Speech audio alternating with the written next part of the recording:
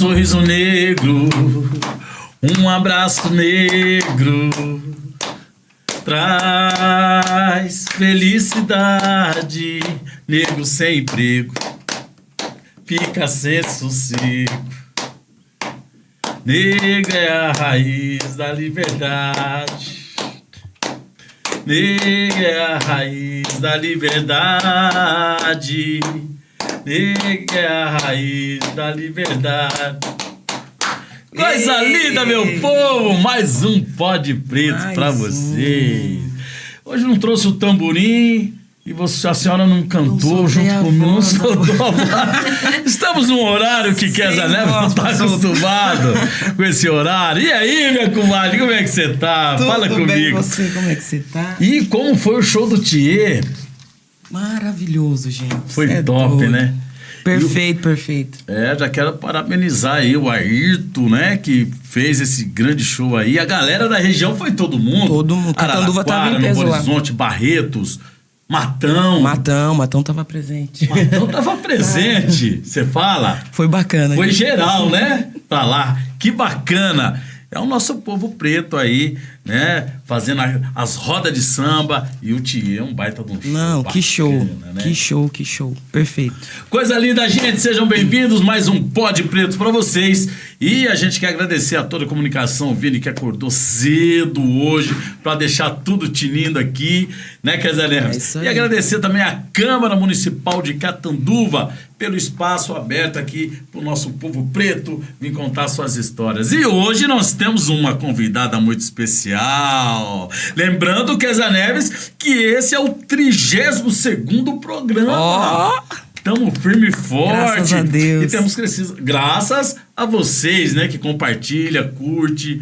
Tá aí sempre dando aquela força pra nós. E você já sabe, né? Se você quer participar aqui do Pode Pretos, manda lá assiste o nosso programa, manda lá um recadinho pra nós. Fala assim, quero contar minha história aí no Pode Pretos.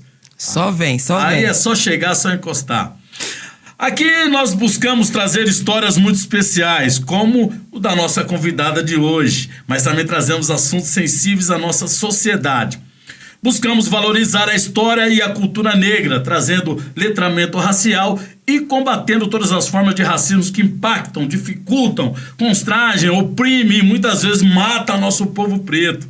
Nos empenhamos em lembrar que a luta antirracista é de todos, e somente uma consciência coletiva pode enfrentar um mundo de desigualdades. Portanto, sejam todos bem-vindos. Hoje o Pode Preto traz uma história linda, não somente na superação, mas também pelos afetos e pela maneira que a nossa convidada tem de enxergar a vida.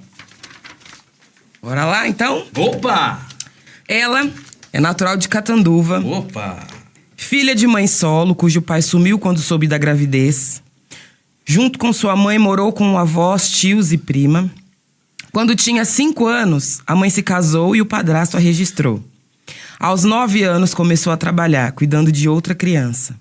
Estudou no Otacílio e no Nicola. Aos 15 anos, incentivada pela mãe, manteve-se somente nos estudos. Conheceu seu pai biológico aos 16 anos, fez faculdade de Educação Física e está formada há 25 anos, trabalhou na Prefeitura de Catanduva e ingressou no SESC há 15 anos, primeiramente trabalhando em Itaquera, São Paulo, e depois retornando para Catanduva. Sempre atuou na área esportiva e atualmente é monitora de esporte. É praticante de yoga, adora silêncio e natureza. Ela é filha da Ivanil, mãe do Pedro, de 9 anos, e é casada com Luciano Graciano há 11 anos. Estamos falando de Priscila Alessandra Pereira da Silva Xavier. Amém. Seja bem-vinda. Seja bem-vinda. Obrigada, gente. Que prazer estar aqui com vocês. Nossa Senhora, o coração chega a pular, assim. Obrigada pelo convite. Marcelo, que faz parte da minha vida inteira, né, de samba, e a Kézia maravilhosa. Imagina, seja muito, muito, bem-vinda. muito obrigada pelo convite. Já estou emocionada já, né? Ah, aí sim. Priscila, sempre começamos iniciamos nosso programa conhecendo um pouco da história dos nossos convidados. As dificuldades, mas também as vivências alegres. E para podermos entender como você chegou até aqui com a gente, então conta pra gente sobre esses primeiros anos de infância, suas percepções em relação à sua mãe, sua família. Quem era a criança Priscila? A criança Priscila, ela vivia com a sua mãe, né? Minha mãe solo. Ela se apaixonou pelo meu pai, ela tinha 28 anos. Ele vinha aqui na Bonequinha do Café. Ele era um dos jurados, né? E aí ela se encantou com ele. Ele era de São Paulo. E ele foi embora. E acho que apaixonada, ela tinha tios e tias lá, ela foi pra lá também. E encontrou com ele, eles ficaram juntos. E ela engravidou. E de início um baque, uma mulher, né, preta, há quase 50 anos atrás, grávida, mãe solo. Ela tinha 3 irmãos. E minha avó era bem firme, bem rígida, assim, faço o que agora? E aí, essa história que eu conto agora, ela me contou há uns 12 anos atrás. Até então eu não sabia. E aí ela falou que ela engravidou. Eu sempre soube da história por outras pessoas. E por ela mesmo, assim, né, pela boca dela, não, a gente nunca tinha sentado para conversar. E aí um dia a gente conversando, eu vim de São Paulo com ela no ônibus, eu falei, mãe, como que foi? Aí ela começou a me contar. Eu vim de São Paulo, a parada no posto ali em São Carlos, chorando, né, assim, no ônibus. E aí ela falou que ela engravidou, e ela falou, e agora, o que eu faço? Vou abortar. É a primeira coisa que me vem à cabeça, né? Aí ela falou que ela tomou o remédio realmente, sem ninguém saber aqui, e nada aconteceu. Ela voltou na farmácia, e hoje eu conto essa história sem chorar e com muito orgulho, porque isso é muito resolvido, né, entre a gente. Ela voltou na farmácia, o farmacêutico falou, minha senhora, se a senhora não aconteceu nada, a senhora tem essa criança, porque não é possível. Ela deve ajudar a senhora lá na frente. E aí ela enfrentou com toda a força que lhe cabe, quem conhece sabe a força que essa mulher tem, né? E veio embora e resolveu assumir. Então aí, e meu pai não apareceu naquele momento. Então eu fui uma criança que vivi com ela, com uma tia que morava junto, aí ela precisava trabalhar, né? E eu ficava com essa tia, então eu me apeguei muito a essa tia, muito assim, como uma mãe mesmo. E ela foi ganhar o sustento. E aí, quando eu tinha 3 anos, no auge da primeira infância ali, que a gente sabe que é crucial, essa minha tia foi embora. Então, foi uma perda muito forte. Eu lembro do táxi, era ali na Rua Ibirá. Ela, sua tia vai embora. Mas para mim vai embora, né? Como assim? Ela foi para Florianópolis, era muito longe, né? Ela, o marido e a filha. E eles foram, eu lembro o táxi indo, assim, uma dor no peito, um vazio. Isso depois em terapias holísticas, nesse mundo que eu vivo espiritualizado, eu fui entendendo que essa perda foi muito profunda, né? E ficamos eu, minha mãe e minha avó, as 3 ali. Então aí, até eu completar os 5 anos, foram esses 2 anos, né? Que a gente ficou somente as 3 juntas. Eu sentia esse vazio dessa perda. E eu achava que esse vazio, né, ao longo da vida era do meu pai, por não ter tido pai, por não ter tido a presença do meu pai. E não era dela também, assim. Então, aí minha avó teve um derrame, mas enfim, ficamos as 3 juntas. Aí com 5 anos ela casou e eu lembro que eu fui para a escola e a maior parte tinha a presença do masculino, do pai. Eu falava, mãe, mas por que eu não tenho, né, esse pai? Por que eu não tenho essa figura? Eu sempre questionava ela. E aí ele me registrou. E aí, né, ele passa a ser seu pai agora, essa figura na sua vida.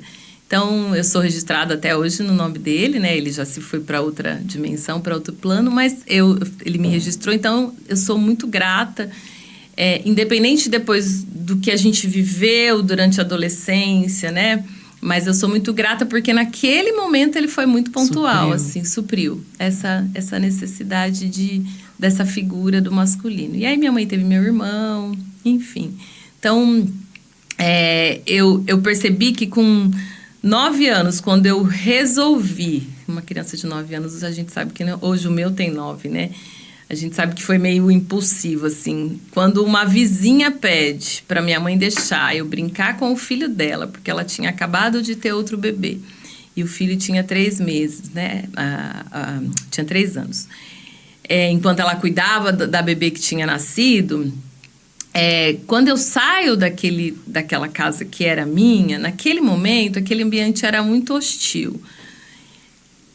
O meu padrasto se tornou alcoólatra, né? Toda essa história. E eu tinha uma avó numa cadeira de roda que necessitava de ajuda para todo o tempo. Esse padrasto alcoólatra, minha mãe ali nesse meio, uma criança que tinha meu irmão também pequenininho, de 3 anos. E aí eu me senti mais confortável em sair e ir para uma casa de pessoas brancas, né? E eu convivi ali por 6 anos. Então, a minha base, eu costumo dizer, é muito de branquitude. De referência nenhuma de negritude. Então, eu convivo com pessoas brancas durante um período de formação, dos 9 até os 15 anos. Então, quais eram as minhas referências, né? Não tinha, assim. Teve o lado bom? Teve, aprendi muita coisa, sim, mas hoje a gente se questiona, né? O quanto que eu perdi também, né? Então, durante muito tempo eu fui grata também a esse período, mas depois eu passei a questioná-lo de maneira muito forte. O quanto que eu perdi de estar com os meus, porque eu praticamente morava nesse lugar, né? E o quanto eu perdi da minha essência saindo desse lugar que era meu, né? A minha casa. Enfim, e aí vem a adolescência, minha mãe falou, agora você vai estudar. Todos meus amigos estudavam à noite. Eu falava, mãe, deixa eu estudar. Não, você vai fazer faculdade. Eu falava, gente, da onde essa senhora tira essa ideia? Tá comendo Graças num a aperto, Deus, gente. Tá se alimentando.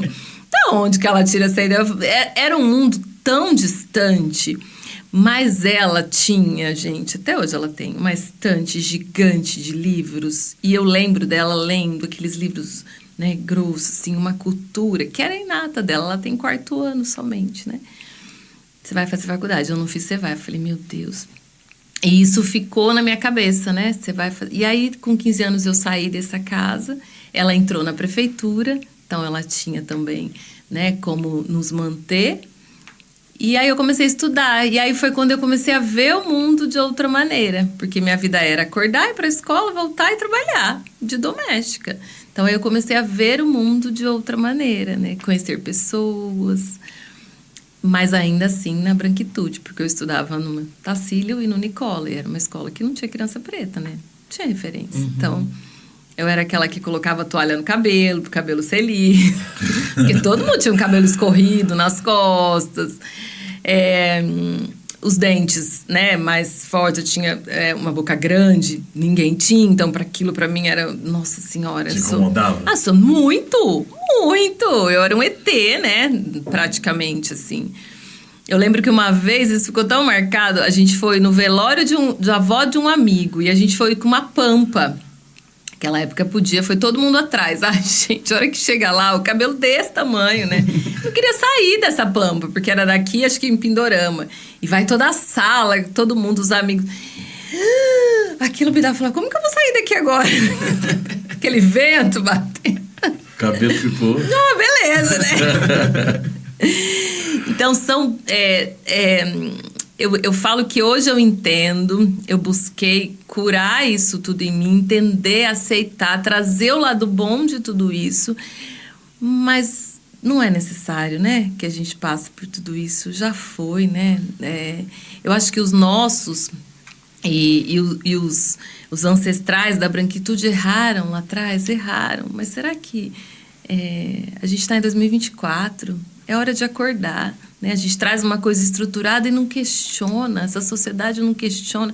Se eles estão clamando tanto que é tão ruim, né, para eles, para o povo preto, por que não para e não questiona? O que está acontecendo, né?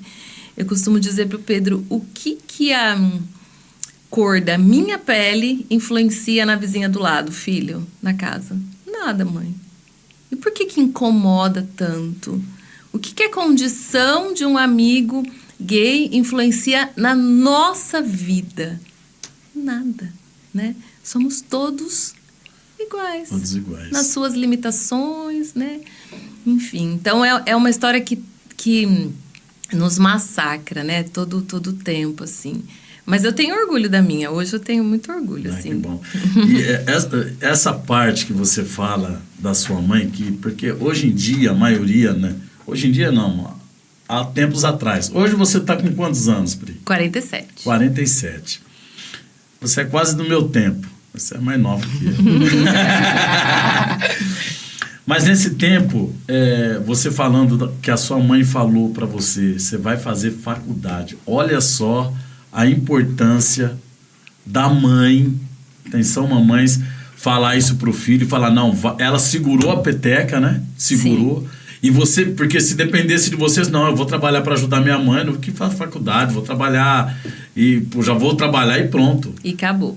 Porque, na verdade, no bairro onde eu morava, né, a escola que eu frequentava, não, mas o bairro onde eu morava era todo mundo muito humilde. Então, todo mundo já estava estudando à noite. Esse estudar à noite tinha esse viés de que durante o dia eu vou trabalhar com 15, 16 anos para ajudar a suprir tudo isso. E essa fala foi o que me puxou, né? Foi o que me tirou desse lugar. E ela sempre frisava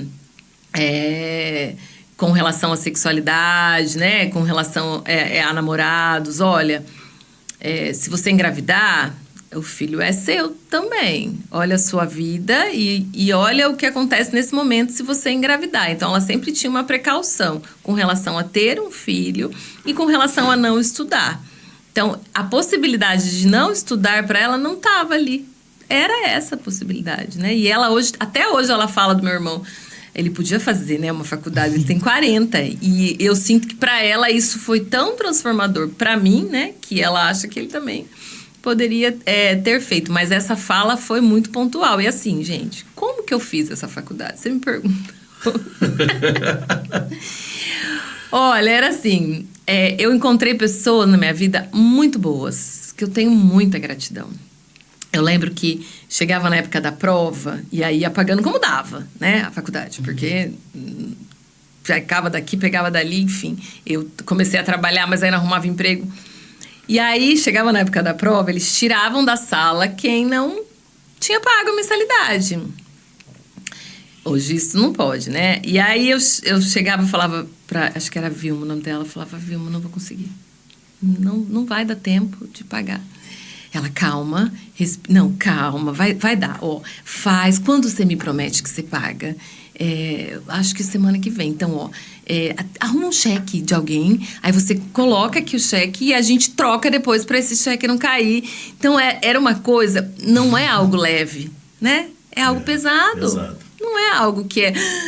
E eu lembro que eu via os ônibus de Rio Preto chegando aqui, as meninas com os tênis todos novos. Não tinha, gente. Então, como eu terminei devendo, pegando o cheque de alguém, fazendo empréstimos para conseguir pagar tudo isso, né? Então, de uma maneira forte. Mas a meta era, vai fazer, vai concluir, né? E fez. E você começou a trabalhar com quantos anos?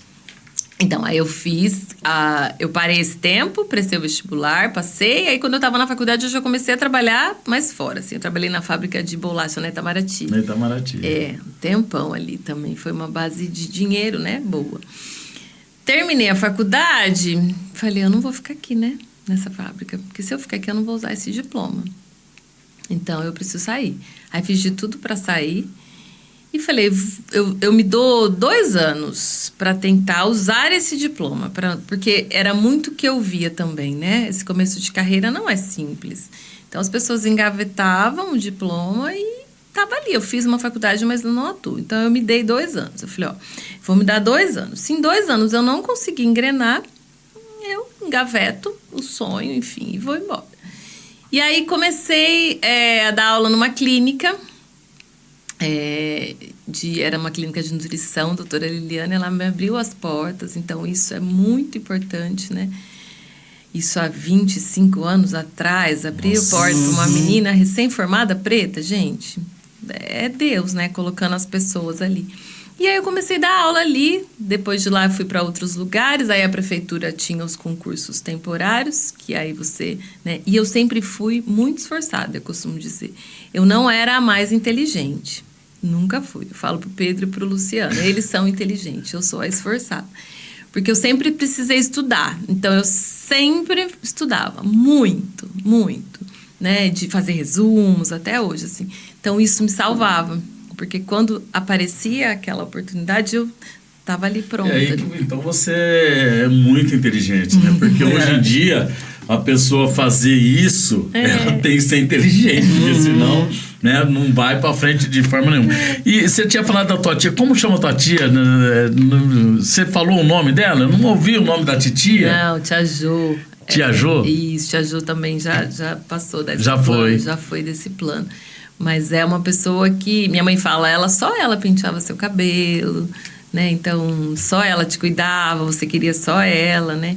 E engraçado que depois, durante o processo de terapia, ela não me aparecia, assim, eu meio que bloqueei. E aí eu achava que eu tinha um vazio, um negócio, gente, no peito. Eu contava essa história de vida chorando, assim. Eu falava, é a falta do meu pai. E aí tinha muita influência, fui descobrindo que com ela, né, essa perda foi muito forte. Ela chegou a voltar depois uma vez, eu já era adolescente, mas nunca mais a gente se viu. Foi um corte mesmo. De umbilical ali. Kézia Neves. Priscila, você mencionou que o seu padrasto, né, te registrou, você ainda bem pequena, mas que conheceu seu pai biológico aos 16 anos. Ter conhecido suas raízes mudou algo assim na sua vida naquela época ou depois disso? Naquela época, não. Eu tinha muita raiva. Raiva dele não ter assumido.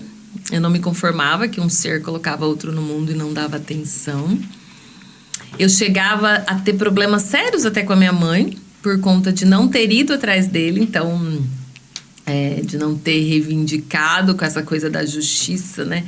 Como assim? Você não foi atrás? Então, tinham muitos questionamentos. Então, naquela época, não. Eu conheci, daí ele falou pra mim assim, você quer que eu te registre? Eu falei, imagina, né? Um orgulho danado. Tinha muito orgulho também, muito ego. Não quero que você me registre, eu sou registrada, eu já tenho um pai, né? E a gente teve um contato não muito próximo. Eu cheguei no final, na velhice dele, ele faleceu faz 9 anos. A idade do Pedro. O Pedro nasceu em março, ele faleceu em maio. Ele até precisou da minha ajuda. Eu tenho mais 4 irmãs. 2 em São Paulo, uma mora no Nordeste e uma mora no Canadá. E aí, ele falou, vamos nos aproximarmos, assim. E eu não queria, eu tinha muita raiva. Eu tinha pessoas ao meu redor que fomentaram isso, dessa raiva também, assim, né? De tipo, é um absurdo, onde já se viu. Então, eu não conhecia a fundo a história dele. Eu nunca parei para perguntar para ele o que aconteceu. Por quê? Né? Eu queria ter tido essa maturidade para também questionar. Porque é um ser, ele errou muito, né? Mas o que estava no coração dessa pessoa? E aí, depois de muitos anos questionando e perguntando, o meu pai, há 50 e poucos anos atrás, ele já era dessa causa nossa, né? Ele fazia... Hoje eu tenho as revistas guardadas. Ele era um jornalista e ele fazia esse caminho Brasil-Angola, nessa... Olha só. É lindo, assim. E eu não valorizei, não conseguia enxergar isso, porque eu não tinha esse letramento, eu não tinha esse lugar, né? Então, isso é muito, muito nítido para mim. Então, ele já fazia. Então, a missão dele era grande, sim. E não que isso justifique o abandono. Não, não justifica. Mas, sim, ele tinha uma causa que ele já lutava. E aí, hoje, né, minha mãe guardou. Minha mãe nunca falou mal desse ser. Né? Ela é um ser... Nunca. Só as tias falavam, não, Priscila não. Nossa, acabou. Aí a raiva ficou plantada ali.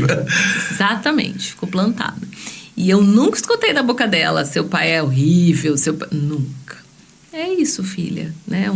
Uma sensação de conformismo ali, é isso que nós temos para agora e vamos, né? Tanto é que ela tá aí, firme e forte.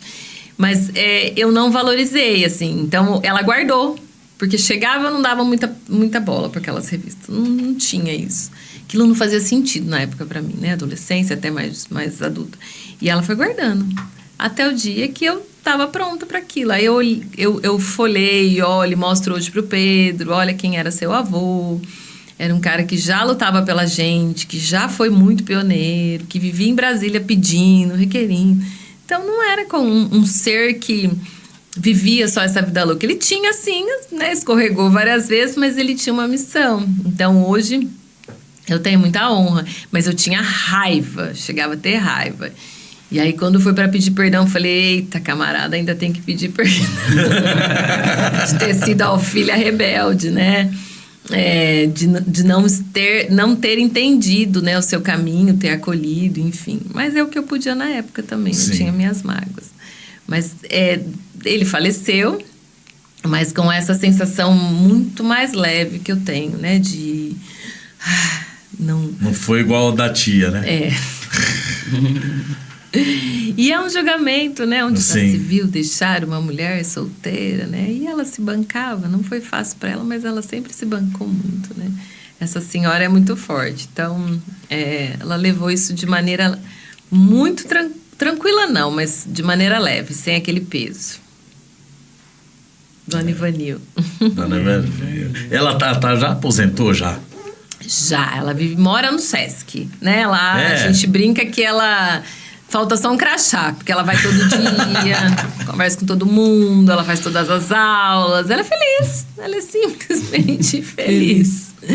Não toma um remédio, não tem nada, não tem pressão alta, baixa, nada. É uma pessoa que entendeu a vida, né? Ela me ensinou muito, assim, de entender a vida. Olha, não dá pra ficar carregando mochilinhas a vida inteira. Ai, tadinha de mim. Vamos? Com certeza. Vamos pra cima. Vamos pra cima. Ô, Pri, você chegou a conhecer seus bisavós da parte da mãe? Nossa, o povo preto não adianta, né? Não conhece, não tem como, né? Ai, isso é uma das minhas tristezas, sabia? Quando eu paro e no yoga a gente traz muito essa coisa da ancestralidade, dos que vieram antes, de honrar, de olhar, né? Tem até um quadro que você tá na frente, todos os seus ancestrais. Eu não tenho a figura, né? Minhas irmãs até têm foto, mas eu não tenho essa figura. Eu tenho da minha avó materna. Meu avô paterno morreu antes de eu nascer também. E não tenho nem na minha tela mental, assim, a figura deles, assim. Então, quando eu vou agradecer, eu agradeço, mas sem saber conscientemente quem são. Não sei. Não tenho. Priscila, você nos relatou que sua mãe foi muito importante para você deixar o trabalho precoce, focar nos estudos e se formar. Como foi para você, provavelmente, sendo uma das poucas meninas pretas naquele meio, passar por todas essas etapas de estudo até finalizar a faculdade? Olha, na faculdade, eu lembro que nós éramos em 120 alunos, né, do curso, 60 mulheres, 60 homens. Nossa. E a gente tinha 3 pessoas pretas, né? 2 meninas, acho que era, e um menino. O meu olhar já estava muito acostumado com isso. Talvez por ter vivido em escolas, né?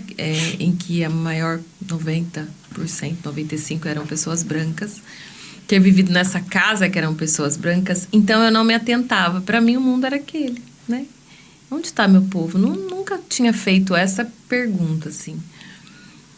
Mas eu sempre tive que fazer a mais que os meus colegas. E eu sempre fui muito a boazinha, né? Um servir que a gente tem, né? Uma servidão enorme. Então, aqui tá pronta para tudo, que faz... Amiga de todo mundo. Amiga de todo mundo, que não reclama. O que o Pedro não é, graças ao universo. O Pedro não é esse ser que é o servir, ele vai para cima. Mas eu era muito boazinha, então eu passava desapercebida ali. Tinham questões racistas nesse meio? Tinha, né? Você nunca namora, né? Não tem, a gente sabe, né? Nunca olhada, você é a última a ser olhada, né? É um lugar de solidão mesmo, né? De passar por esse meio das pessoas brancas, mas numa solidão. Algumas pessoas pegam na sua mão, e eu tive amigos que pegaram na minha mão e me levaram de verdade, tanto na fase de escola quanto na fase de faculdade, que são pessoas hoje que eu sei, né, são antirracistas e já tinha esse lugar. Então, pegaram na minha mão e me levaram, me aceitaram muito. Mas é um lugar de solidão, da gente falar, tô aqui e é isso que tem para hoje, né? Vamos caminhar. Então, eu nunca fiquei de DP. Então, é aquela que não aparecia. É como se você fosse apagada mesmo, né? A quietinha, boazinha, que ajudou todo mundo. Que nunca ficou de DP. Que nunca... Nas festas, eu morria de medo de ficar bebendo. Então, eu não bebia, porque eu tinha medo de perder o controle, o que vai acontecer. Então, eu não ingeria bebida alcoólica. Nunca fui na turma que, de repente, fumavam baseado. Também eu tinha medo, falava, não vou ali, não usava droga. Então, era apagada ali. E não sei se isso foi tão ruim. Porque eu não sei se eu tivesse, talvez, a personalidade que o Pedro tem, eu não sei se eu teria chegado até o final, assim. Porque ele tem um lugar de justiça, de não tá certo isso... Mãe, mas isso não tá certo, não, né? Ele contesta, ele não é sem educação, mas ele vai te falar por que essa jarra tá na metade. Tem que ter um motivo, eu não contestar, tá bom, tá ali, tá ótimo. Então, eu não sei se eu teria chegado até o final e, né, caminhado... Se eu tivesse sido naquele momento, naquele lugar, com aquelas pessoas tão questionadoras, eu acho que eu teria sofrido muito mais. É o correto? Não, né? Porque a gente se apaga, sofre sozinha ali. Eu lembro quando a primeira psicóloga que eu fiz, ela falou assim pra mim, você entra dentro de um casulinho. Eu, como assim? Ela falou, você foi tão invadida, né? Pelas pessoas à sua volta, assim, que aí você foi se fechando. E toda vez que tem alguma questão muito forte, você vai lá no casulinho pra tentar resolver sozinha. Aí depois você resolve, ou não, ou ameniza, aí você sai.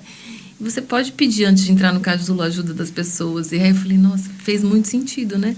Porque é isso, a gente é tão sozinha que você vai lá, se resolve e volta pro mundo depois, talvez mais forte ou não. Priscila, falando de trabalho, você tem um currículo sólido, né? Formação, cursos, uma conceituada carreira numa empresa que é referência nacional. Quando muitas estatísticas mostram o oposto. Você foi lá, fez e faz. Como é ser uma mulher preta empoderada dessa forma? Olha, eu sou muito grata ao SESC, né? É aquilo que eu falei. Eu acho que eu estava pronta no momento certo ali, né? Eu lembro que eu trabalhei de temporária e hoje a minha gerente era monitora, que é o cargo que eu estou. Então, olha a distância que ela, uma mulher branca, já era monitora e eu sou hoje, enfim. E ela me convidou para trabalhar lá, eu entrei e falei, gente, que lugar é esse? Né? Fora a parte financeira, mas eu falei, que lugar é esse? É aqui que eu quero estar. Isso virou quase que uma obsessão, assim. E aí, logo em seguida veio o processo. Eu não fui uma das melhores nesse processo, acabei ficando num banco de espera. E quando vem... Você vai pra... A gente só tem uma vaga em São Paulo. Eu falei, eu vou. Nunca tinha morado em São Paulo. Então, acho que esse lado que é o da minha mãe, faz o que tem que ser feito. Vamos encarar. O que a gente tem a perder, né? Mas faz o que tem que ser feito. Ela sempre falava, e até hoje ela fala, vai dar certo. Se não der certo, é porque não era pra dar. Mas vai... Então... Essa força, gente, é infinita. Não, é o que move a gente, né? Alguém ali do seu lado, na ignorância que cabia a ela, no sentido de vida, porque ela não estudou, né? Mas ela tinha muita sabedoria, uma mulher extremamente sábia. Então, vou para Itaquera. Fui sozinha. Na época eu era casada, já fui casada há 7 anos, não tive filhos. E o meu companheiro, na época, me ajudou, né, absurdamente também. Fiquei lá 1 ano e 2 meses. E quando eu ainda não tinha, olha que loucura isso há 15 anos atrás, eu não tinha essa percepção. Eu tinha, e confesso para vocês, uma percepção de privilégio. Por que ela tá aqui, só ela preta? Né? Olha que sorte Que privilégio. Eu ainda não tinha o olhar de que, cadê os meus? Porque hoje eu pareço obcecada. Eu falo, nós fomos sábado, nós fomos num ritual em Rio Preto com um casal amiga. Eu olhava pra esse amigo e eu falava, quantas pessoas pretas tem aqui? Ele falava, eu e você. Eu falava, um absurdo. Onde que eles estão, esse povo? Gente, não vamos puxar. Eu não tinha esse lugar. Então, eu sempre me via lá, né, sozinha, mas eu não tinha essa percepção de cadê as outras? Então, eu estou no SESC, numa equipe, numa unidade com muitos funcionários e uma porcentagem mínima de pessoas negras. Não despertava, fui indo. Fiquei lá um tempo e aí volto para Catanduva. Catanduva aqui nos acolhe e, ao mesmo tempo, em alguns momentos não nos acolhe, sejamos coerentes. E eu passei a ser a Priscila do SESC.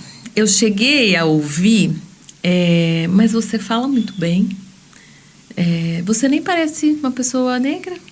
Gente do céu, por que eu não pareço, né? Porque estudei, consigo conversar, tô nesse cargo, e aí eu chegava, às vezes, com crachá. Mas o que você faz lá? Dou aula. Ah, você é formada? Sou formada, gente. Então, era sempre um susto. Então, aí eu acho que ela tem alguma coisa diferente. Ela não é tão preta assim, né? Olha onde ela tá chegando, né? Ela não é tão preta assim. Então, esse lugar de ter que provar todo o tempo, eu provo, mas não é fácil, né? Então, eu tô ali, me dá, cansa, eu vou fazer. Será? A última prova que eu fiz foi essa, de monitor de esporte. E aí, fui galgando, tive a chance de fazer o curso de yoga pelo SESC, que não é um curso muito, né, barato. Tive a chance, fiz o curso de yoga.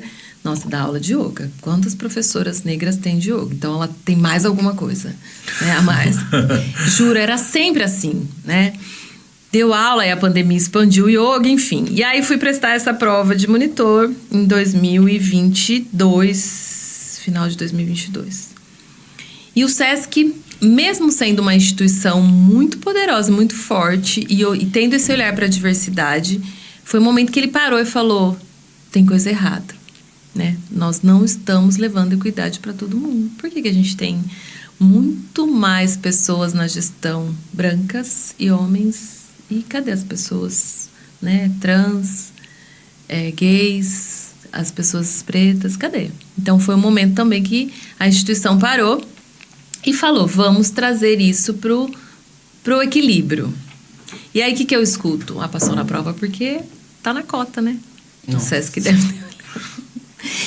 Isso, gente, de verdade, assim, você precisa saber o seu valor, né? Principalmente a gente. Saber quem você é. Eu sei por que eu tava ali. Eu sei como tinha sido a minha prova. Eu sei o que eu entreguei. Mas eu preciso provar. Então, ela vai subir com esse rótulo. Ela subiu de cargo porque ela teve uma cota. O SESC está olhando agora. E aí, você tem que provar muito mais do que aquele homem branco que vai para esse cargo e não precisa provar nada. Mesmo que ele erre. Não, mas ele era capaz. A primeira escorregada que você dá, sendo pessoa negra... Ah lá, falei? Uhum. Falei! Eu sabia que não era capaz. Então, a minha fala foi, estou subindo de cargo, sei da minha capacidade, mas vou errar. Porque eu sou ser humano. E ser humano erra, como todos os outros. Então, em algum momento vou acertar muito, vou fazer de tudo para acertar muito, mas eu vou errar, né? E vocês que lutem, né? Porque eu estou no lugar que é para eu estar. Eu sei como eu cheguei aqui. E ponto final. Não tem vírgula. É ponto final. Então... Isso é muito claro pra mim. Tem insegurança? Tem frio na barriga? Tem, mas vamos estudar. E vamos, porque eu sou... faço parte do mesmo lugar que vocês, né? Então, esse lugar de se empoderar é se conhecer. Que foi o yoga que trouxe muito pra mim. Eu sei quem eu sou, eu sei de onde eu vim, eu sei como foi minha trajetória, eu sei o que eu passei, eu sei onde eu tô, o que eu estudei, como eu sou, quais são as minhas limitações, aonde eu preciso aprender. Aqui eu não sei, gente, não sei. Olha, fazer tabela de Excel é um saco, né? Não sou boa, mas se você fala pra mim, vamos falar sobre ser humano, eu consigo. te entregar de forma bem bacana. Então, acho que passa pelo autoconhecimento, né? Essa nossa luta de se conhecer mesmo, de saber quem eu sou e que eu posso. Eu posso.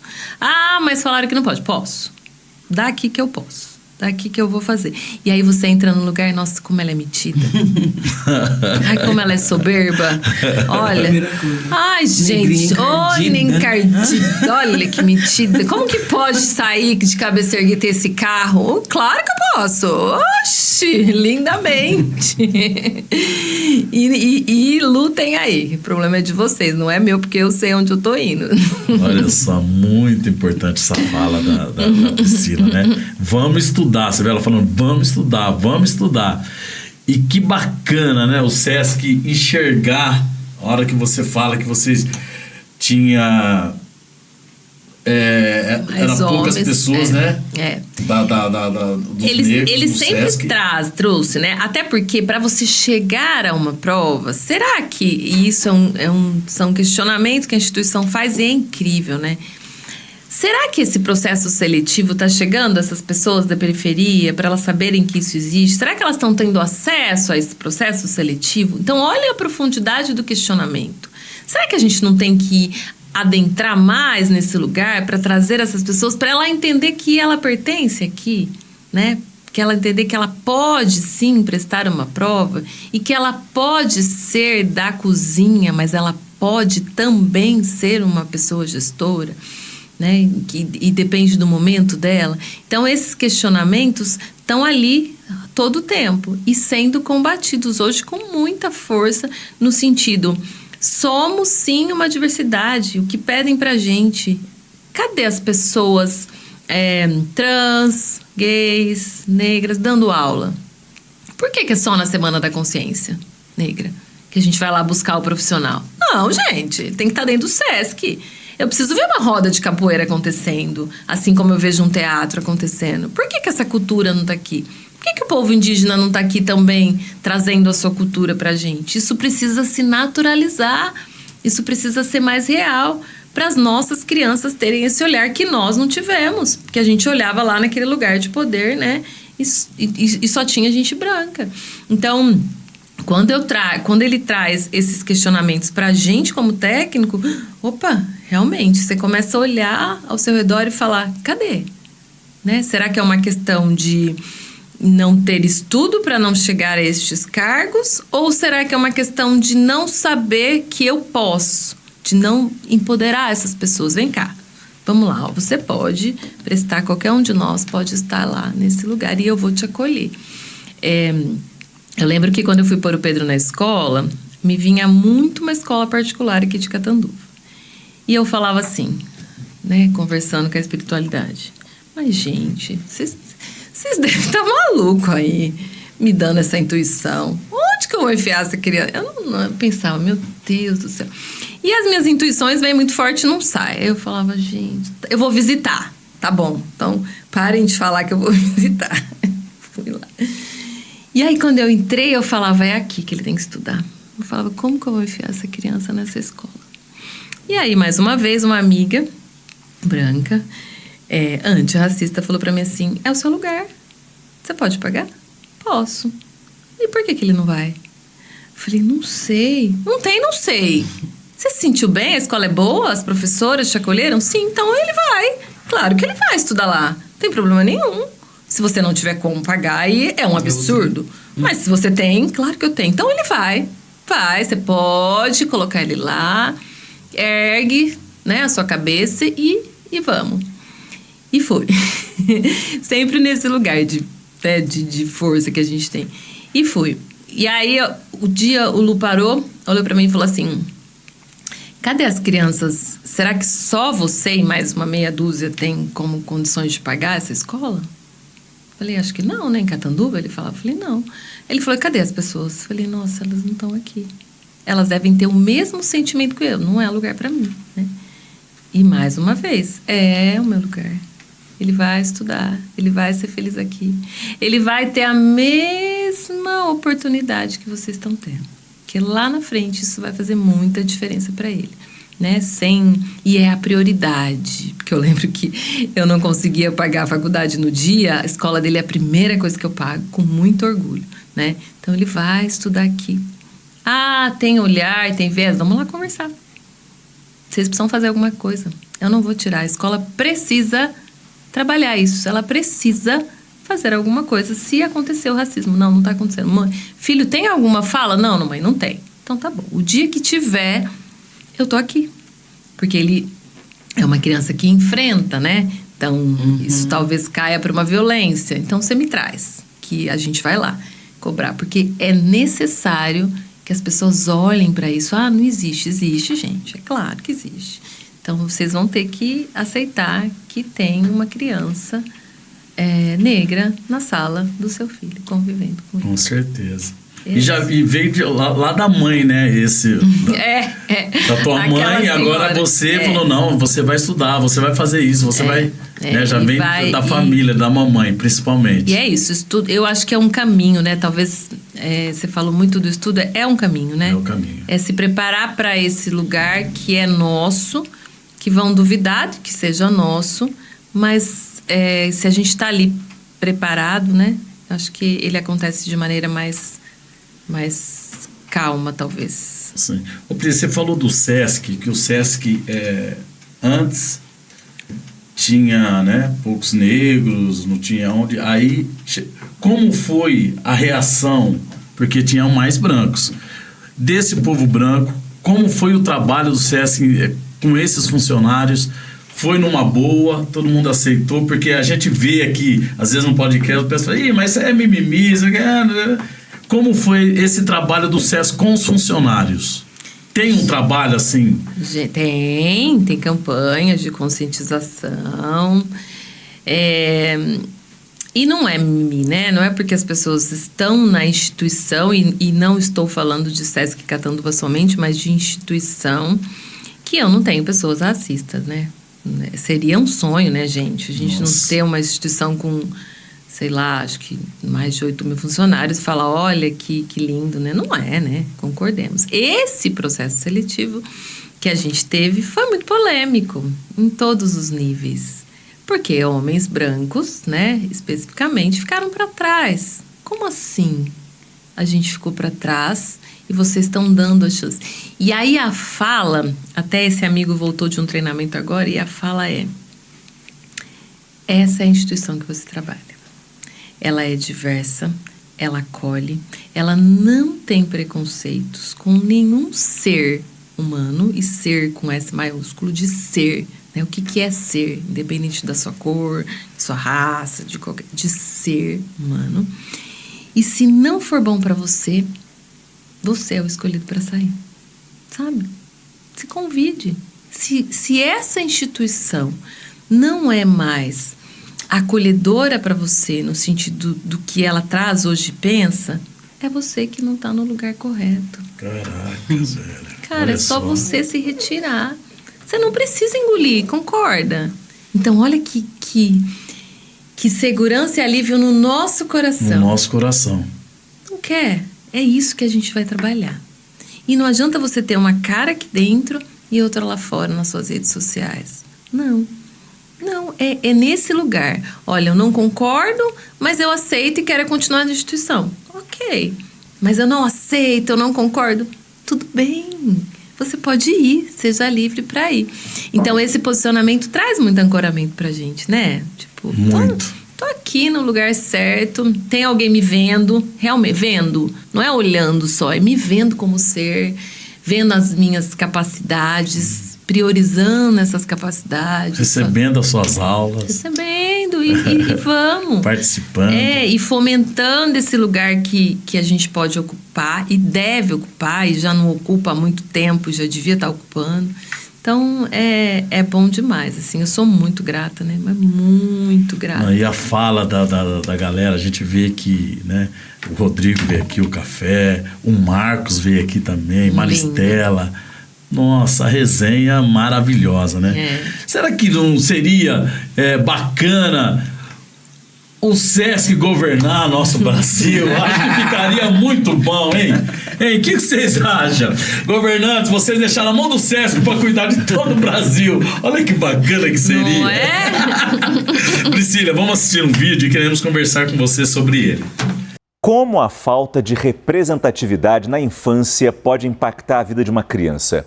Dúvidas sobre raça, cor, a falta de personagens semelhantes impactam na autoestima dos pequenos. No CNN no Plural de hoje, você vai saber como materiais pedagógicos apropriados e até brinquedos diferenciados podem contribuir para a educação e a compreensão das questões étnicas e raciais, e principalmente para a construção de uma autoestima infantil.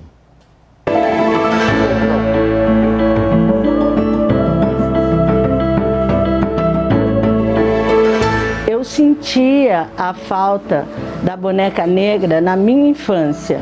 A gente percebeu que havia quase uma inexistência de brinquedos e bonecas negras. Uma das coisas que mais me chamou a atenção desde sempre é como a literatura voltada para a infância, principalmente para a primeiríssima infância e para essa infância inicial, tem como protagonista ou animais ou crianças brancas, né? E em geral meninos brancos. Nos primeiros anos de vida que a criança começa a descobrir as diferenças entre si e os outros. Por isso, nesse período, é importante que ela se sinta aceita, valorizada. E quando ela se enxerga, por exemplo, em um livro, isso pode impedir, talvez, a rejeição da própria imagem. Eu criei 2 livros. O primeiro é o Martim Barulink, cujo foco é um bebê, é um menino negro que recebe muito afeto da sua família. O outro livro, que é A Incrível Serena contra o Temível Aspiraldo, é uma menina negra, uma jovem menina negra, que é o centro, né? Ela constrói a fabulação, ora ela é bailarina, fada, sereia, enfim. Priscila, gostaríamos que você comentasse sobre esse vídeo. Ai, acho triste, fico... isso me emociona muito, assim, porque a gente não tinha, né, esse lugar, essa boneca. Então, éramos um ET fora, assim. Esse lugar de você não existe, você não é bonita, sua beleza não é valorizada, você precisa ser igual a gente. O seu cabelo não é legal, as músicas de Cabelo Bombril que ficaram na nossa cabeça, né? É triste a gente ter passado e é muito questionador, isso tá engatinhando ainda, né? Para um lugar de... A gente está começando a ter essa expansão de livros, de bonecas. Então, acredito que vai um tempo ainda para se naturalizar, mas... Para mim é muito triste pensar o quanto que a nossa geração, principalmente, não se via, né? Não era bacana. Você não é bacana. O que você está fazendo aqui? Né? Você vai alisar esse cabelo. E aí, depois, quando você cresce, quando você quer se colocar de acordo com o que você realmente é, porque a gente perde a identidade, nem sabe mais quem a gente é, né? Como que é o cabelo, como que é a textura, não sabe mais nada. É muito difícil voltar, mas é muito difícil voltar. Vou te falar que eu brigo até hoje, assim, com esse lugar. É muito difícil, porque você não tem a imagem, né? E novamente, no processo de terapia, uma das terapeutas falou para mim assim, quais são suas referências? Eu quero que você busque a tarefa da semana. Mulheres negras fortes da mídia, que são famosas. Quero que você busque e me traga. E olhe para elas. Olha a história de vida delas, como que elas são. Então, nesse processo, lá na fase adulta, né? A gente vai olhar para essas mulheres e ver que a gente existe. Que o seu cabelo pode, sim. Se querer, você pode mudar. A questão não é mudar. É poder ser quem você é a hora que você quer. Se eu quero mudar, eu mudo. Se eu quero alisar, eu aliso. Mas eu sei... Não é uma necessidade, igual aquela coisa, mulher precisa fazer a unha. Não, ela faz se ela quiser. Ela põe esmalte se ela quiser. Ela usa batom se ela quiser. Ela faz maquiagem se ela quiser. É uma opção, não é uma condição. Não, para você estar aqui, você tem que estar com o cabelo liso. Então, vira uma escravidão, né? É outro tipo, escravizam a gente, porque a gente tem que estar naquele padrão. E não vai chegar, gente, tá fora totalmente. Então, é muito triste ainda para mim ver... e lembrar, né, vendo essas meninas, mas lembrar de mim lá não tinha. Ficou, né? Lá atrás ficou. É um buraquinho, trauma, né? Fica um trauma muito forte. A questão da toalha no cabelo. Como que todo mundo tinha aquele cabelo liso? O Pedro, ontem o pai dele cortou o cabelo dele e olha que a gente tem todo um trabalho de conversa. Ele mora no Sesc praticamente, mas estuda numa escola em que a grande maioria é branca. Ele queria pôr o cabelo do lado. Cortava esse cabelo. Filho, seu cabelo pra cima, ó, vamos mostrar. Pra ele deixar o cabelo crescer demorou muito. Porque chegava num ponto, ele se incomodava absurdamente, cortava. E a gente foi mostrando as referências até que ele deixou crescer e a beleza dele surgiu. Aí as pessoas, nossa, que lindo que ele é em todos os lugares. Eu nunca mais queria cortar o cabelo. Porque aí eu falei, entendeu a sua composição completa? Entendeu onde que tá tudo? Você pode cortar, não tem problema. Mas percebe que ele é um complemento, que faz parte de você. Não quero cortar. Aí onde o pai dele cortou pra ele, lá em casa, cortou a mais. Mãe, eu não queria ter cortado. Agora que eu tô pensando, já tava tão lindo. Aí eu respirei e falei, chegamos, meu Deus, obrigado. Chegamos. Né? Porque assim, eu vi que eu sou bonito com aquele cabelo, que eu acordo, ele acordava. O cabelo grande, tava gigante. E ele se olhava no espelho e chegava nos lugares. Nossa, que lindo que ele é com aquele cabelo. Então eu sou bonito com esse cabelo. Eu posso ser bonito com esse cabelo. Então vai rodar. Vai rolar, mas vai ser pra frente. Priscila, você é mãe e mãe de um menino preto. Quando falamos de representatividade na infância, estamos falando de construção da própria imagem, da autoestima, do acreditar em si, de tantas lutas que vamos travando ao longo da vida. Quando você olha para o Pedro, o que mais te preocupa na criação dele e o que te deixa mais em paz? O que mais me preocupa é ele saber quem ele é. É isso que eu fomento todos os dias, que foi o que, além de estudar, né, saber quem eu sou, o que eu posso, o que eu não posso, me salvou. Então, quem é você, quais são os pontos que você precisa melhorar, o que você não pode, o que você pode, até que você pode ir, até que você não pode ir. Então, trazer esse conhecimento para ele. Isso é muito importante, que ele precisa saber quem ele é, né, para que a luta seja um pouco mais fácil. E o que não me preocupa é que ele não vai ser aquela criança quietinha, aquele ser que se esconde lá na conchinha, né? Ele vai Igual a mamãe foi? Não, ele vai questionar, ele vai falar não, né? Eu não falava, então ele vai falar não. Então, já é da personalidade dele. Então, se ele tiver como ferramenta o autoconhecimento, o letramento, haha, meu bem, vai ser difícil segurar esse ser humano. Mas esse senso de justiça e esse eu quero saber o porquê é o que me deixa muito tranquila. Hoje a gente tem que dosar, porque com 9 anos, né? Sim. Você dosa porque, nossa, mas como essa criança é assim? E aí eu costumo dizer, com 18 vai ser um estouro. Isso bem dosado, com 18, 19 anos, isso vai ser uma beleza para ele. Doutor Pedro. Doutor Pedro. E aí ele vai e faz, daqui, vamos lá. Agora, se não souber quem ele é, né, que é um caminho que não é fácil também a gente descobrir. Essa história do cabelo é nítida, assim. A gente chegou com 9 anos para ele entender que ele era lindo, né, que a beleza dele expandia com o cabelo, e não o cabelo tirava essa beleza. Que ele podia ter esse cabelo black grande, que ele era lindo daquela forma. Posso cortar, mãe? Pode, a hora que você quiser, mas você entendeu? Que você é lindo com esse cabelo, que é seu. Então, é um caminho que a gente precisa fomentar muito em casa, né? Trazer isso para eles. Né? Olha no espelho, põe ele lá no espelho e fala assim, você é lindo? Sou lindo, mãe. Sou inteligente, você é lindo, inteligente, um ser amoroso. Você pode ser quem você quiser nessa vida. Ninguém pode falar para você que você não pode ir. Você tem que sentir. Sente aí o que você quer para você. Vai dosando, respeita os outros. Olha na rua, olha as pessoas. As pessoas são iguais, são, mãe? O que muda nelas? Não sei. Filho, a cor não muda nada. São todos seres humanos, enfim. Então, é um trabalho de formiguinha. Trabalho de formiguinha. E diário. Para que essa geração seja não mais forte, porque a gente já foi muito forte, né? Sim. E aí vem da mamãe e do papai esse trabalho? O Luciano É um caso à parte, né? É. Esse homem, ó, vou te falar uma história, hein? Vou te falar uma história, hein? Ele deixou o cabelo crescer, porque ele tem um cabelo encaracolado, né? Pra mostrar pro Pedro. Então, sem falar. Ele foi deixando crescer, aí o Pedro foi olhando nesse processo de transição. E ele falava, nossa, eu queria cortar, mas eu não vou cortar, eu vou deixar ele ver. Filho, vamos lavar o cabelo e bater o cabelo junto, né? Então, ele na nossa ele tem uma força, né, de vida, né? Ele tem 6 filhos, enfim, uma história também muito forte de vida.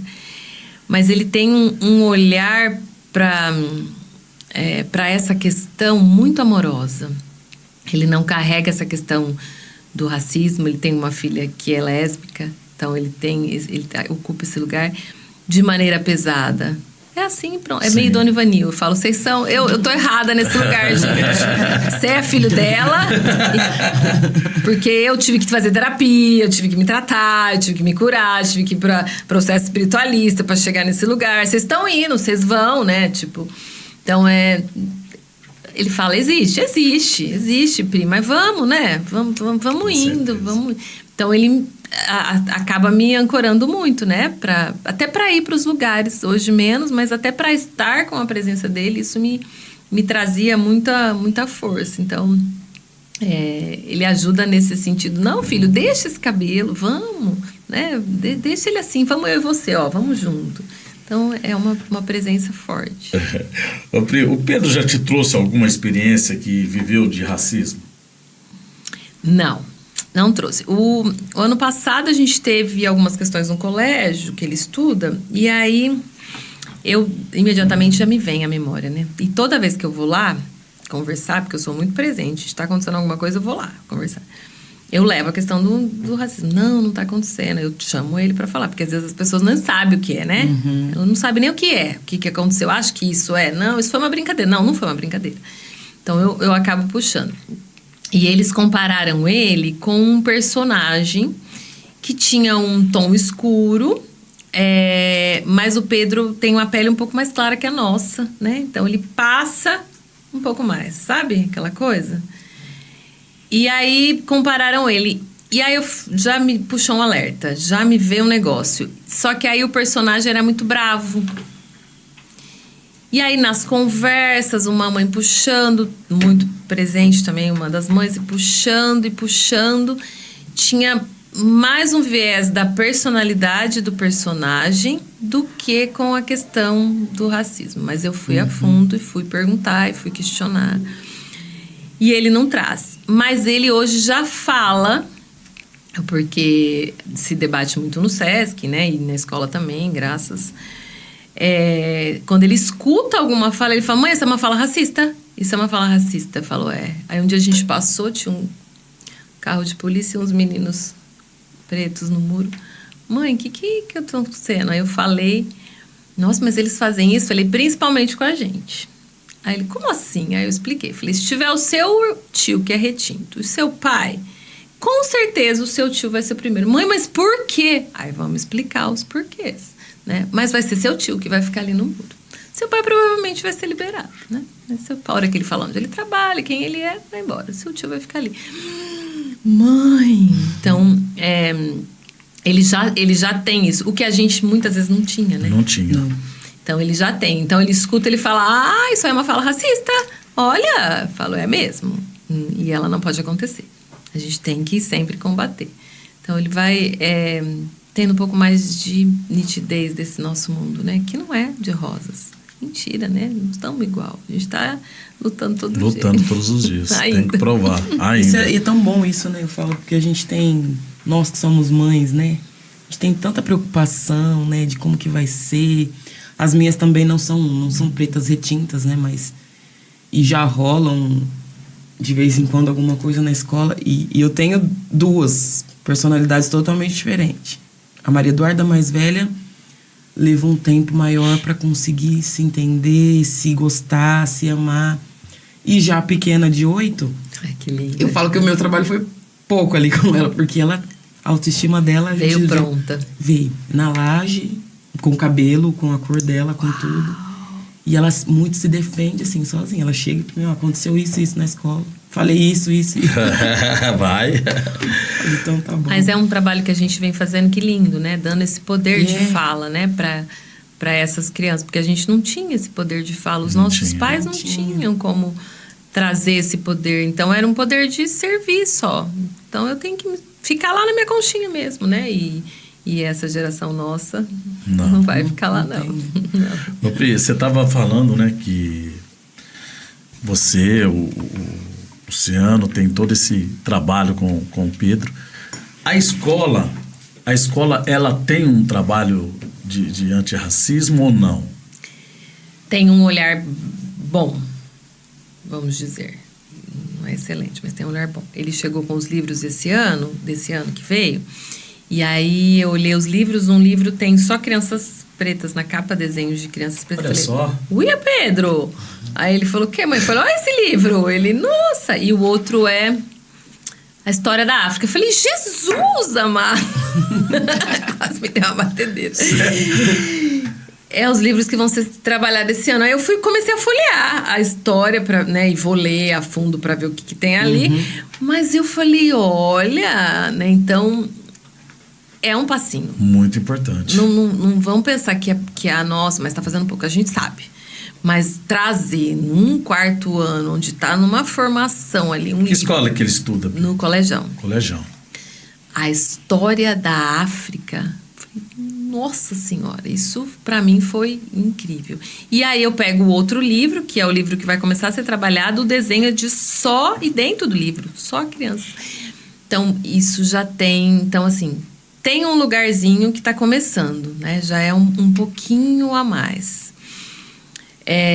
Nas apostilas, eu sempre leio história, geografia, para ver o que está falando. Já mudou aquela condição de ser só o povo que foi escravizado. Não, está mostrando a cultura desse povo, que é o lugar que a gente tem que mostrar, a cultura de todas as pessoas. Com certeza. Então, já mostra a cultura, como viviam, o que faziam, como começou. Então, eu estudo com ele e, assim, tá expandindo. É o ideal? Não, né? Tá muito longe, mas já tem um olhar um pouco mais acolhedor, que pra gente era constrangedor, né? Os livros. Com certeza. Porque a hora que vinha essa matéria, ai, gente do céu, pelo amor de Deus, quando ia falar a gente ficava com vergonha. Ai. Né? Vergonha. Eu ficava falando, meu Deus. Não Só é? do professor falar assim, hoje nós vamos falar da África. Eu falei, vixe, ele vai falar de preto. Só eu aqui na...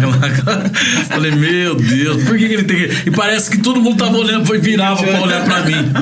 Nossa Senhora. Mas eu me identifico muito. Meu pai do céu. Olha, eu passei... Você é louco. É isso mesmo. Então, só de falar da cultura, né, e eu vejo quando eu vou, é muita coisa sutil, assim, né? Vai ter a coisa ruim, mas assim, quando eu vejo os colegas de sala, oi tia, tudo bem? Eu falo, opa, tem uma família ali trabalhando isso também. Porque é um olhar de vir, oi tia, de abraçar e falar, oi, uma criança branca para uma mãe de uma criança preta, gente... Né? Sejamos coerentes. Sim. Que não é algo simples. Sim. Esse olhar dele, eu tô convivendo com uma mulher preta que não é a funcionária da minha casa, tá, é a mãe do meu amigo, né? Então, opa, e vir nesse lugar de me cumprimentar, de estar junto, de conversar, opa, temos um caminho começando aí. A gente tinha que se enfiar lá dentro mesmo. Depois de 400 anos, tá começando a gatinhar, né? Depois de 400 anos, você fala? Gatinhar, esse é a palavra. Kézia Neves. Pri, nós temos um vídeo para assistir que é a interpretação de um poema chamado Me Gritaram Negra, de autoria de Vitória Santa Cruz. Ela, que nasceu em 1922, foi poeta, compositora e coreógrafa. Atuou no sentido de chamar a atenção para a história, cultura e questões sociais do negro no Peru e no restante da América Latina. Eu tinha apenas 7 anos. Apenas 7 anos. Que 7? Não chegava nem a 5. De repente, umas vozes na rua me gritaram negra. Negra, negra, negra. Por acaso sou negra, me disse? Sim. E que coisa é ser negra? Negra. Eu não sabia a triste realidade que aquilo escondia. Negra. E me senti negra. Negra. Como eles diziam. Negra. E retrocedi. Negra. Como eles queriam. Negra. Eu odiei o meu cabelo, meus lábios grossos. E mirei apenada, minha pele tostada. E retrocedi. Negra, negra, negra, negra, negra, negra, negra. Passava o tempo, sempre amargurada. Continuei carregando nas minhas costas a minha pesada carga. E como pesava. Alisei meu cabelo, passei pó na cara. E entre as minhas entranhas sempre ressoava a mesma palavra. Negra, negra, negra. Eu retrocedia e retrocedia e eu ia cair. Negra, negra, negra, negra, negra, negra, negra. E daí? E daí? Negra. Sim. Negra. Sou. Negra. Negra. Negra. Negra sou. Negra. De hoje em diante, eu não quero mais alisar o meu cabelo. Não quero. E eu vou rir daqueles que, por tornar-nos um dissabor, chamam os negros de gente de cor. Que cor? Negra. Como soa lindo. Negro. E que ritmo tem. Negro, negro, negro, negro. Negro, negro, negro, negro. Negro, negro, negro, negro. Negro. Olha aqui. Isso é cruel. O poema relata aquilo que todo negro já viveu, né? E o faz interiorizar uma autoimagem que nega sua autoestima. Mas numa crescente, a palavra negra, que começa como insulto, se transforma em afirmação valorosa da identidade da humanidade negra. Priscila, com todas as suas vivências, ainda há momentos que você precisa prestar atenção na sua cor para lidar com situações simples do cotidiano? Muito.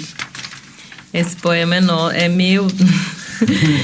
Esse lugar de se descobrir, né? De se assumir, na verdade. É muito forte. E no dia a dia, eu fico pensando assim, quando eu entro nos lugares, com esse jeito empoderada, e quando acontece alguma coisa, né, que muita gente comenta, a funcionária não vem te atender, né, e aí a gente lembra, opa, não veio por quê? Porque eu sou uma pessoa negra. Eu vou lá, né? Senhora, preciso, né, de tal coisa, assim. Mas não é constante, mas acontece. Eu acho... essas coisas me deixam muito tristes, mas muito triste mesmo. Triste pela ignorância de nós, seres humanos. Eu não consigo admitir que isso ainda acontece. Que esse lugar que a gente ainda vive... né? Criança sendo batida apanhando de pai de outra criança porque abraçou, sabe essas notícias? Eu não, juro, assim, como que isso pode acontecer tão fortemente em 2024? Por que a gente não consegue expandir essa consciência e esse olhar de entender que somos seres humanos em uma missão aqui na Terra e cada um tem o seu e cada um tem a sua qualidade? Como que a gente... Isso não entra na minha cabeça. Isso é uma das coisas que mais me matam por dentro quando eu vejo essas notícias e quando acontece comigo, assim, o nível de ignorância em que nós estamos. É triste de ver. Juro que chega, além de revoltante, mas chega a ser muito triste, porque é muito nítido, né? Não tem o que questionar. Não tem diferença, gente. Pelo amor. Não tem o que a gente questionar. Tá todo mundo junto aqui, passando os seus perrengues. Uns mais, outros menos. Então, é algo tão estrutural que a pessoa não para pensar naquilo que ela tá propagando. Porque se ela parar racionalmente para pensar naquilo que ela tá fazendo com o outro... Talvez ela fale, nossa, eu acho que não tá bacana, hein? Mas ela não para. Olha que nível de alienação do ser humano, de reproduzir comportamentos de 400 anos atrás, hoje, e não parar para pensar. Não evoluir. Então isso é revoltante, mas é triste. É triste de pensar o lugar em que a gente ainda habita, né? É a vontade de colocar todo mundo junto, né? Todos nós chacoalhar e falar, ó, acorda! Ó, 2024, vamos! Estamos aqui! Então, acontece, e nesse momento é a revolta que me vem, e depois uma tristeza de falar, ai, meu Deus, você também, moça? Olha, você também? Não acredito que você fez isso. Deixa eu explicar uma coisa, não precisa disso, sabe? É todo mundo no mesma farinha, no mesmo, né, no mesmo lugar na terra. Vamos lá. Então é revolta e tristeza ainda. Espero que isso mude. Vai mudar. Priscila, você é professora de yoga e em suas redes sociais você tem um vasto conteúdo sobre as mais variadas formas de trabalhar o corpo e a mente de forma interligada. Fala sobre meditação, rituais matinais, paz interior. Conta pra gente um pouco sobre esse trabalho e o que isso significa na sua rotina de vida. O yoga é uma das minhas ancoragens, né? De puxar, assim. Foi através do yoga, 11 anos atrás, 10, que eu consegui fomentar mais quem eu era, assim, né? Já estava no SESC. E é essa busca de saber quem você é, né? Como ser humano, como sociedade, o que eu posso contribuir, o que eu não posso contribuir, é estar bem com você mesmo. Para chegar na loja, se alguém não te atender, você ter a revolta, mas você ter o olhar de lá e falar, minha senhora, tô aqui, posso comprar, tá? Eu posso, eu vou, eu quero, eu tenho o mesmo direito. E não deixar que, a hora que você sai da loja, que isso vai junto numa indignação. Eu vou passar por isso, mas você... É a mesma coisa da escola, vocês vão ter que aturar, o problema é de vocês. Então, essa busca de autoconhecimento fez muita diferença na minha vida. Até para trabalhar esse perdão do meu pai, esse olhar para a vida de uma maneira mais leve. Então, se tivesse um conselho... né, que eu pudesse deixar não é só o yoga, né? Tem vários lugares pra gente, várias filosofias de vida pra gente trazer e vivenciar. As nossas são muito fortes, né? Então, trazer isso pra sua vida, de ter essa paz, sabe, dentro de você, esse lugarzinho gostoso que você frequenta e vai lá e tá junto com você e fala, vamos de novo pro mundo. Você vai mais forte, né?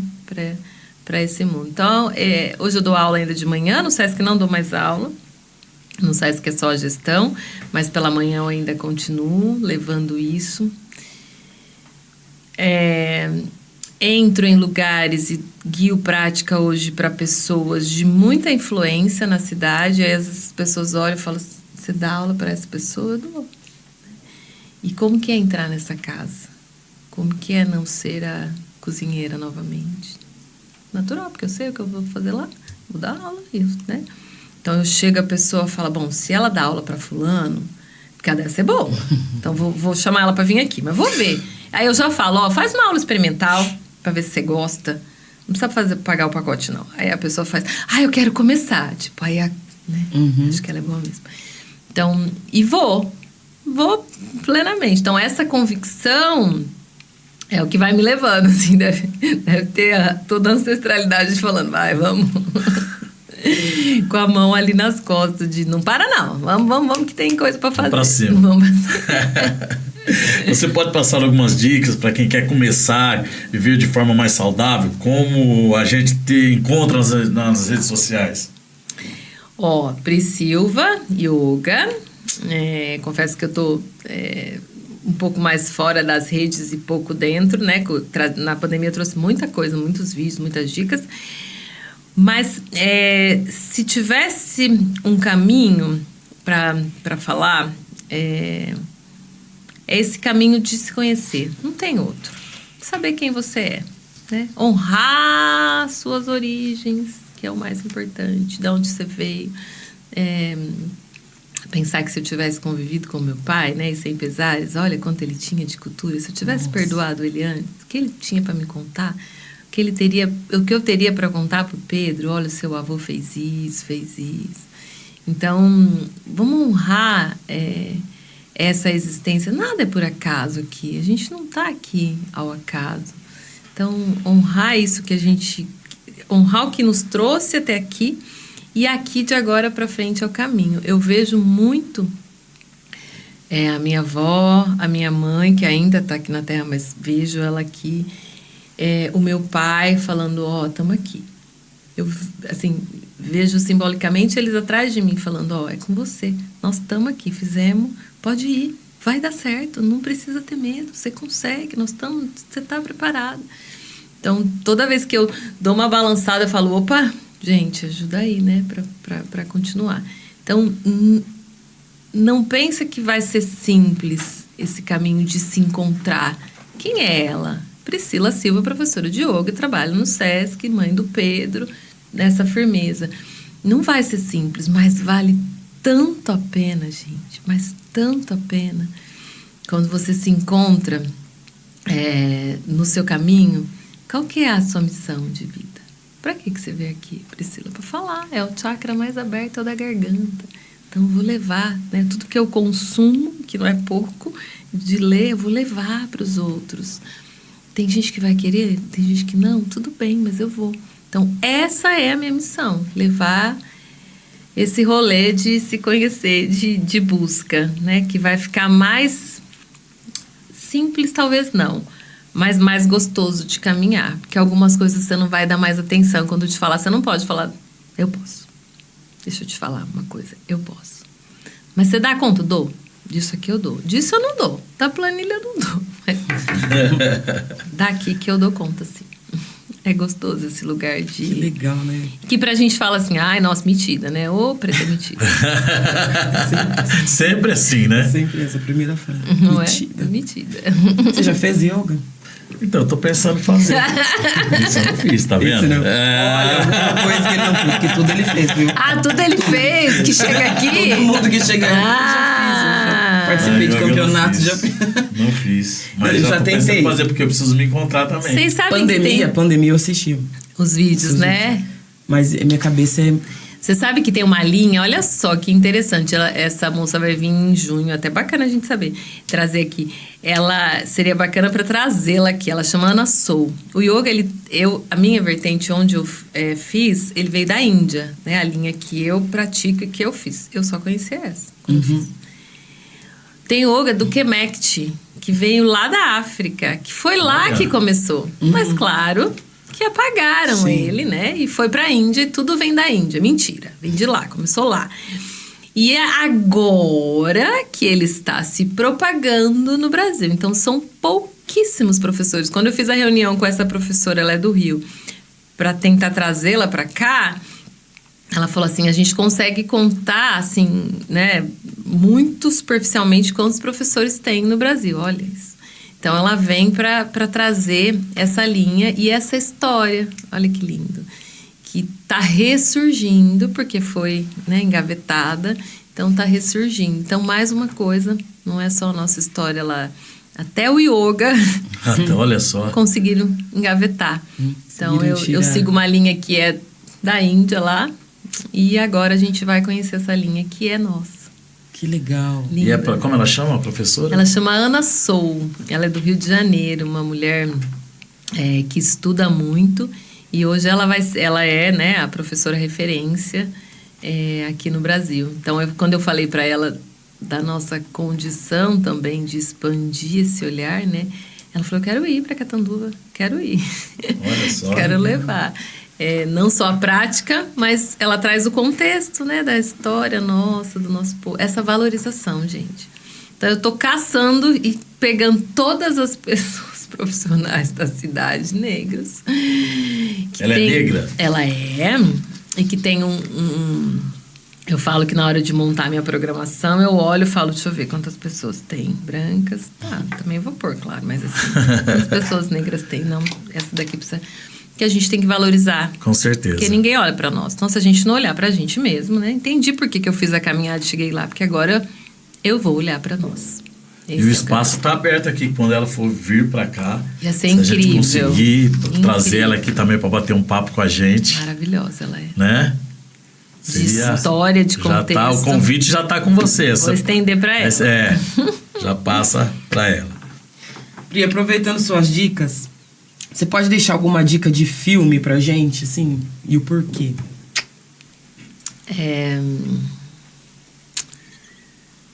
O último que eu assisti, que é com Will Smith. Deixa eu lembrar o nome dele. Eu não sou boa de inglês, sou péssima, gente. Emancipation, acho que é. Esse eu assisti no celular. E aí, é uma história real, né? De um homem que não se conforma com a escravidão. Ele deixa a família numa das fazendas e ele tem que ir embora. Com o Will Smith, fortíssimo, assim. E eu peguei no celular para assistir... E aí o Pedro... Você tá vendo, mãe? Só que eu achei que era forte pra ele, sabe, né? Eu, na minha fragilidade, achei que era forte. Tô lá com o fone. Aí ele veio e falou assim... Ô, mãe, o que você tá vendo? Eu falei, é um filme, filho. Uma segunda tarde. Ele falou assim... Eu falei, mas eu acho que a classificação não é pra você. Aí ele falou assim... Que classificação que é? Eu falei, 16. Mas deixa eu ver um pouquinho. Aí ele pôs... Tava numa parte em que a gente apanha demais, né? As costas todas, assim... Aí ele... E é incrível que ele falava assim... Eu não acredito, mãe, que absurdo. Eu lá esgoelando de chorar e ele no senso dele de justiça. É muito nítido, né? E ele assistiu o filme inteiro, assim, comigo, olha, né? Só. Da parte lá pro final. E eu falava, ele vai ficar impressionado. Não, a sensação dele era de injustiça. Ele não se conformava com aquilo. E ele falava, nossa, se eu tivesse lá, eu catava esse moço, mãe. Oi. Eu falei, você ia apanhar também. Não ia, mãe, não ia apanhar. Mas olha, se eu catava esse moço com esse chicote... Então, foi um filme que me marcou por isso, assim, por ele assistir junto, vale a pena, a gente chora, no final a gente chora de novo de alegria, mas é uma história que a gente, acho que a cada chibatada sente nas nossas costas, né? Porque tá na nossa linhagem, né? Então a gente vai sentir. Se eu falar pra você que eu não consigo assistir... Eu também não. Não, eu não assisti a Escravizaura, Laura tá passando... Eu passo muito, mano. Não, eu falei, pelo amor de Deus, eu nem vou ver isso. Gente, é de dar um negócio no peito. Não dá, dá. Não é um negócio no peito de ver e falar, não... É por isso que eu falo, é de inconsciente. Eu achava que era de mentira antes. Você achava? Eu não tinha letramento nenhum, mamãe nunca falou, papai nunca falou. Eu achei que era uma peça de teatro, pra mim era... Inventaram uma história. Meu Deus do céu. E fora que quando você, no meu tempo que eu fui pra escola, as histórias que veio, era tudo história de... Vieram trabalhar, tudo certinho, vieram de navio... Tocando samba dentro do navio, tudo na maravilha. Trabalharam, ganharam dinheiro, levaram o ouro. Falaram que até eles que levaram o ouro do Brasil, não foram os brancos que roubaram os de fora. Você já pensou, né? Que tristeza. Você sai achando que era isso. As histórias, né? Agora a gente começa a ver tudo que realmente aconteceu. E se eu me permitir, assim, não, é muito forte, né, pra gente. Mas essa conexão de que essa geração dos nossos já estão só de você se falar desconectando, do teu filho, a dela, de tipo, não, eles não vieram, que a gente é muito mais frágil, eu acho. Muito. E eles vêm com um negócio, a hora que ele falou pra mim assim, mãe, eu queria catar esse moço, tipo, numa indignação, eu falei, opa... Tem uma outra pessoa aí, né? Não vai ser como nós somos frágeis, né? Nós somos frágeis. Eu já até falei a história aqui, mas Alice, ela chegou e falou, mãe, fulana me chamou de feia na escola. Eu me armei inteira já. Falei, como assim?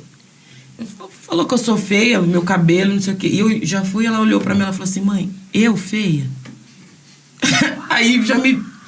Falei, ela falou, falar que eu sou feia, eu nem... eu feia. E eu já tava pronta pra... Já queria no box. Olha, pra eu chegar nessa fala dela, haja dinheiro de terapia, hein? Então, menina do céu. Eu também. Não é? Tenho 8 anos. Então, eu feia, ela falou. Pois pra gente chegar nesse lugar, haja tratamento.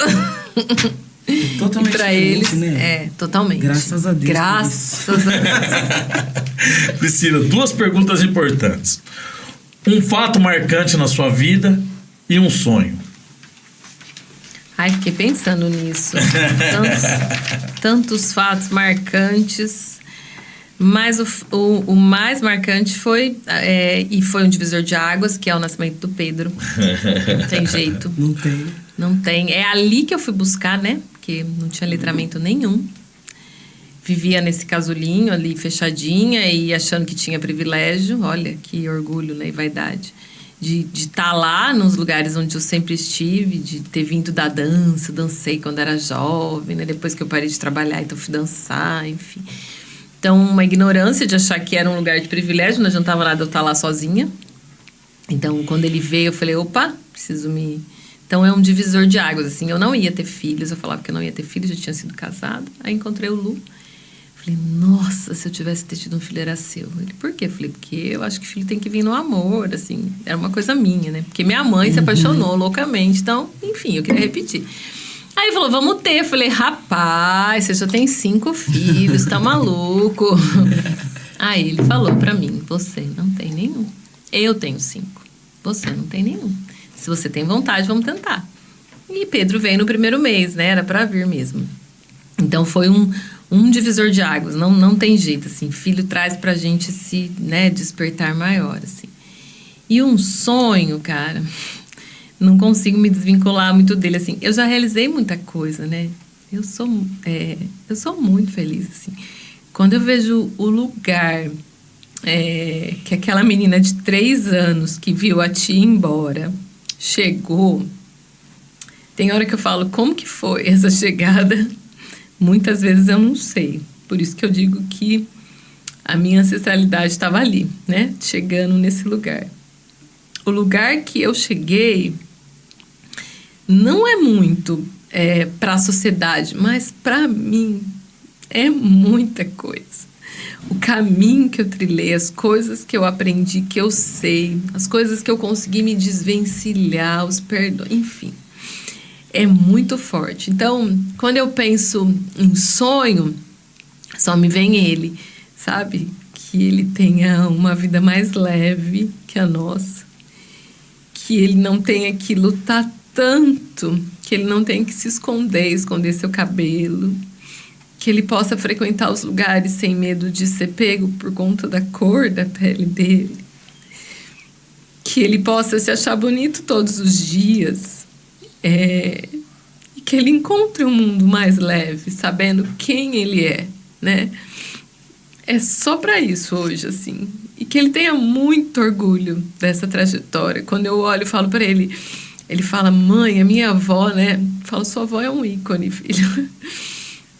A sua avó é uma força da natureza, né? E ele tem esse orgulho de... eu acho que na infância eu tinha até vergonha, né? Por ficar num lugar de muita branquitude, de entrar com ela nos lugares, olha. E ele tem orgulho. Então, a gente está trilhando um caminho bacana. Então, que para ele seja... mais igual que os outros, que ele possa se sentir mais igual e que ele possa ter os sonhos dele realizados de maneira como um amigo do lado vai ter, aquele que estudou com ele, né? Que ele não fique para trás como a gente foi ficando, porque eu estudei lá com todas aquelas crianças brancas e hoje eu vejo essas mulheres brancas lá na minha frente. Então, para eu chegar pertinho delas ali não está sendo muito simples. Então, que ele possa andar com eles, que ele possa ir junto com essas crianças e não ir ficando para trás por conta da sua raça. Talvez seja um sonho ainda forte, mas é ele. Que lindo. Muito bacana. Priscila, o nosso programa está chegando ao fim. Estamos muito felizes com a sua participação aqui. Tudo foi muito proveitoso, né? Importante, pode servir como exemplo para todos vocês aí, para você, mulher, olha aí, ó, né? Uma história maravilhosa. E como motivação, como inspiração, mas não podemos finalizar sem antes você deixar a sua mensagem, mandar o seu beijo, dar aquele auê com a tua galera. Na verdade, agradecer vocês, seus livros, né? Começar esse caminho de mostrar a nossa história, né? Que incrível isso, esse podcast. Olha, eu só tenho a agradecer, gente. No momento de vida que vocês me pegaram, de verdade, eu só tenho a agradecer. E agradecer fortemente, assim, a tudo que eu vivi, né? E as pessoas que me acolheram nessa jornada de vida aí ao SESC, enfim. Hoje eu convivo num núcleo de trabalho onde eu tenho o Marcos, tenho a Maristela, tenho uma gestora totalmente antirracista, assim, né? Um companheiro de pasta também. Então, é um lugar de conforto. E hoje eu tenho muito orgulho de conseguir sair daquele lugar fechadinho, de não olhar para os nossos e ter expandido e falar, ó, tô aqui, agora vem comigo, né? Quantos tem nossos aqui? Ah, não tem? Então vamos buscar. Não, porque vocês podem vir aqui, vamos, todo mundo. Então, esse lugar que é de presença, mas é de fazer, não é? Chegou lá e vai ficar lá. Então, sair daquele lugar de privilégio, de achar que, nossa, olha, ela tá indo, como que ela tá indo, né? E chegar no lugar, tô indo, mas também quero trazer todo mundo.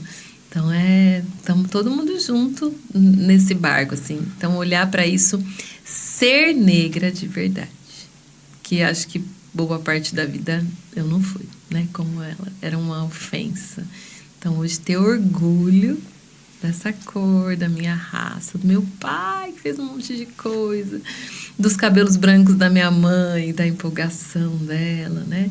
Isso é um lugar que me deixa muito feliz, assim. Então, é um momento muito feliz de vida e de pessoa. Ser negra. Sou. Sim. Oxe, que delícia. Bom, gente, primeiro eu quero mandar um beijo pra mamãe dessa criatura que veio aqui hoje. Só trouxe uma história de vida maravilhosa. Linda, né? linda. Nós ficamos muito felizes com a sua presença aqui. Obrigada, Nosso de coração. Muito obrigado. E dizer, né, que é lógico, tá caminhando, tá gateando, mas nós temos aqui o povo aqui branco, que representa aqui a Câmara, que abriu espaço para o Pode Preto estar aqui, né? E a gente fica muito feliz. Nós temos essa pauta da Adriana Ribeiro, que é uma pessoa antirracista. Essa que ela é branca também. Ela faz uma pauta... A gente foi colega de escola, Adriana, é? de longa data, desde criança.